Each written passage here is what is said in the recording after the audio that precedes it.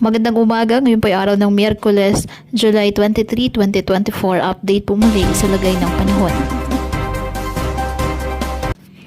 Lumakas at isa na nga pong ganap na bagyo o tropical depression ang binabantayang aktibong LPA sa silangan ng Central Luzon at pinangalanan pong Dante ng Pag-asa.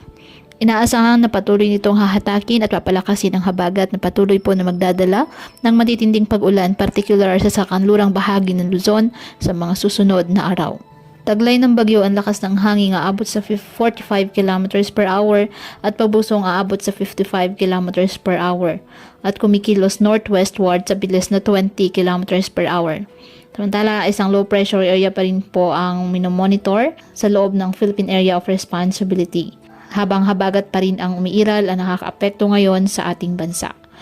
Dulot po ng nasabing habagat, asahan ang monsoon rain sa Metro Manila, Bataan, Zambales, Cavite, Batangas, Laguna, Rizal, Occidental Mindoro, Benguet, Pangasinan, Tarlac, Pampanga at Bulacan.